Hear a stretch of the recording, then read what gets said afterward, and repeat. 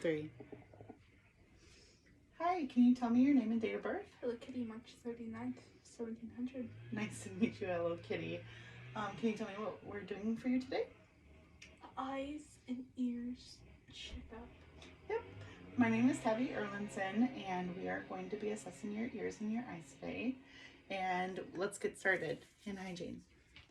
So first, I am going to do a test called the external ocular muscle function. Okay, so I'm going to have you stare ahead here. I'm going to shine a light in your eyes. Looking to make sure that the reflection is in the same spot on both sides, and it is. So that is great. I'm going to have you look towards me. So now I'm going to be looking at your eyebrows, making sure that they are symmetrical on both sides. There's no lesions and scaling present. That's great. Then I'm going to look at your eyelashes, and they are evenly distributed. They curve outward. I want you to blink a couple times for me.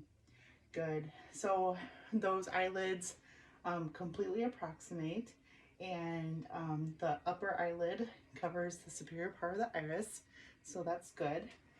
And there's no swelling, there's no redness, there's no lesions present, no discharge. Okay. And looking at the eyeballs, they are evenly aligned in both sides, no sunkenness or protrusion. And then we're going to look at the conjunctiva and sclera next. So I'm going to have you look upwards while I pull down the lower lid very gently here. Okay, and I'm looking to see if that conjunctiva is clear, and it is, and I can tell that because the sclera is white and the lower lid is pink.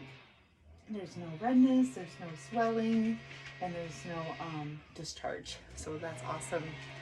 And then I'm going to be looking at the cornea and the lens, and I'm going to shine a light, checking for smoothness and clarity on both sides, and there it is.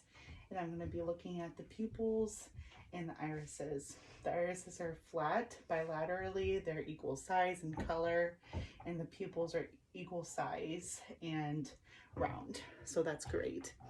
We're going to do the pupillary light reflex next, so I'm going to have you look ahead, Hello Kitty, and you would do this in a dark room, but we're going to try our best with what we have going on here. So I'm going to have you look ahead here, shine a light. So looking ahead in the dark room would normally dilate the pupils, and they're kind of. And I'm shining this light to the side here, and they did constrict, so that's great. That's what we're looking for. And then we're going to do the test of accommodation. So Hello Kitty, I want you to stare ahead again, and I want you to bring a finger up to your nose, okay? And just follow it up to your nose. It's like crossing your eyes. Oh, try again. Try again. That's okay. Keep looking at your finger. Keep looking at your finger. Okay, we're gonna try one more time. That's okay, that's okay. We're gonna go like, okay, and okay. Oh, good. Okay, yep. So the pupils constricted, and your eyes converge on the axis, so you could follow it. So that's great. You did it. Good job. And then we're gonna inspect the ocular fundus. So with this, I would use a tool called the ophthalmoscope, but I don't have that, so we're gonna pretend with my pen light, and we're gonna check both sides. I'm gonna have you face me again, okay? Face me, good. Okay, so I would use my opposite hand to keep her steady and kind of make sure I don't get too close. And then I would also use my thumb to kind of keep up the upper lid. And I want you to stare ahead, stare past me, focus on something behind me, okay? And that kind of helps dilate the pupils. And I would use the ophthalmoscope, and I would start 15 degrees laterally and start working my way in and assess for that red reflex. And once I see it, I know that I'm on the inner retina, okay? And I would be up really close with this.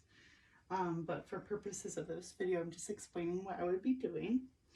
And I would then adjust the lens to a +6 to assess for any opacities in the red reflex. And then I would adjust the diopter to 0 to sharpen the focus. And that's for people with normal vision, which both of us have. And then with that, then I would be able to look at the optic disc, the macula, and the background and the vessels. And we'll do that again on this side. So I'm going to switch hands, use my opposite hand, and I'm going to have you still look forward. Hello, kitty. So look past me. Yep. And I'm going to start really close on the side. Look for that red reflex. And I would probably be even closer than this. And I am going to be looking for that red reflex. I got it.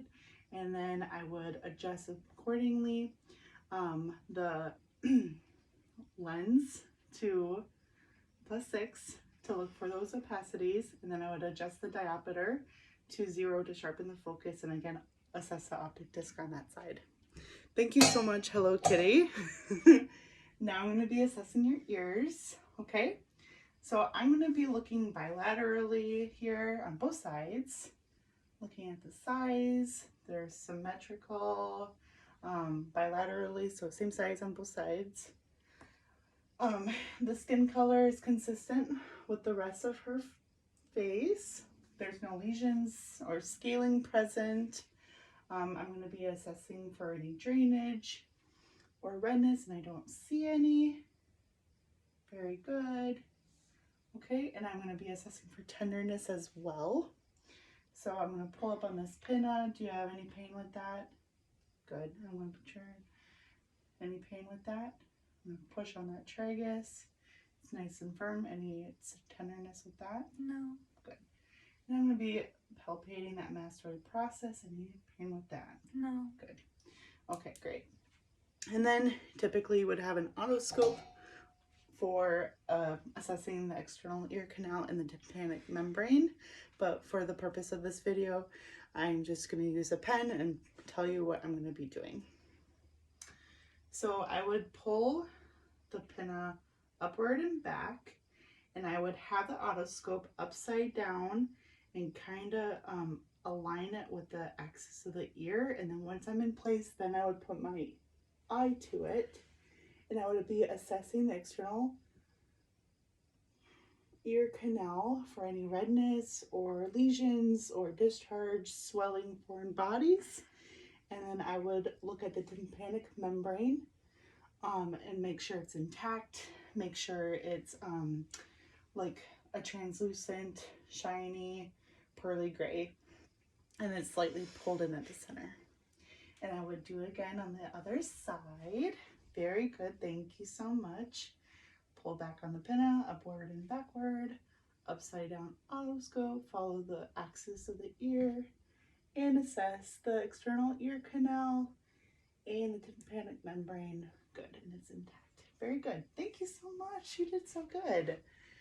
And now we're going to be doing the whispered hearing test, okay? So I'm going to have you stand forward here. Very good. And I'm going to be at an arm's length behind you, okay? So arm's length behind, and I'm going to have you push down on your tragus. That's a little triangle thing on the opposite side. Opposite side. Very good. And I'm going to whisper a combination of 3 letters and numbers, okay? And I want you to repeat it when I say it, okay? Okay? Hello, kitty? Okay, Yeah. Perfect. 3YK. Perfect. And then I'm going to go to the other side. So you can let loose on this side. Arm's length.